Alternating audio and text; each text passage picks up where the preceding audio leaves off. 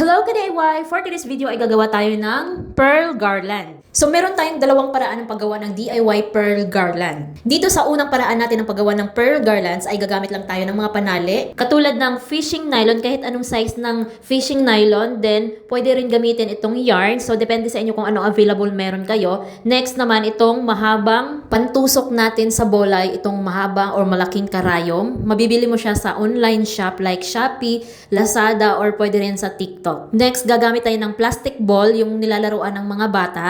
Dalawa yung size na gagamitin natin, yung small at large. So dito tinalian lang muna natin yung karayom, ayan. Then itutusok na natin doon sa ating mga bola, ayan. So dahil manipis yung bola, so medyo nayuyupi siya kapag natapos mo na siyang tusukin, so ibabalik mo lang yung form ng bola. Napakadali lang naman siyang gawin dahil para ka lang gumagawa ng kwintas, yung tinutusok-tusok mo lang yung mga beads, so parang ganito lang din siya. Bago mo tusukin yung bola, so tingnan mo muna yung bola kung yung lines niya ay hindi nakahiga. Dapat nakatayo yung lines para maganda yung tingnan, hindi nakikita yung lines na nakahiga or nakabalagbag. So doon mo siya tutusukin sa baba ng lines para hindi agad-agad nasisira yung bola or nahahati. Kapag sa lines mo siya mismo tutusukin, may possibility na mag-crack siya, ma-open yung bola or mahahati. So mas maganda sa baba mismo ng lines ka maggawa ng butas para mas tumagal yung pearl garland nyo, hindi siya agad-agad nasisira. Mabibili din tong mga plastic ball natin sa Lazada, Shopee, or TikTok. Dito naman sa pangalawang paraan natin para hindi kayo bili ng bola ng iba't ibang kulay. Kung gusto nyong palitan ng color, so pwede tayong magtahi ng tela. So ito yung pangalawang paraan natin. So gagamit tayo ng tela kung gusto nyo ng iba't ibang kulay yung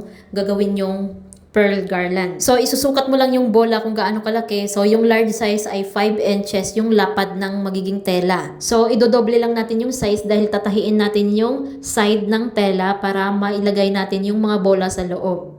At pagkatapos natin mailagay yung mga bola, so tatalian mo lang yung kada pagitan nila para ma-form na siya ng pa-pearl garland. Kahit anong klaseng tela, pwede mong gamitin dyan. So, pwede yung mga satin na mga glossy type or yung may mga glittered type or sequence or yung mga velvet. So, depende na sa inyo kung anong klaseng tela ang pwede mong gamitin. At ito na yung magiging itsura niya, giant pearl garland para sa ating mga backdrop. Kapag ito yung gagamitin natin sa mga backdrop natin, dagdag elegante sa mga backdrop natin, guys. So, try nyo na din tong gawin sa mga backdrop nyo. Perfect na perfect to sa kahit anong okasyon, guys. So, palitan nyo lang yung color ng tela nyo kung anong gusto nyong motif or theme ng inyong okasyon. Follow for more para lagi kayong updated sa mga bago natin i-upload. Pakishare na rin itong ating video para mas marami makanood, matuto at magkaroon ng idea sa ating mga tinuturo. Maraming salamat. See you next upload!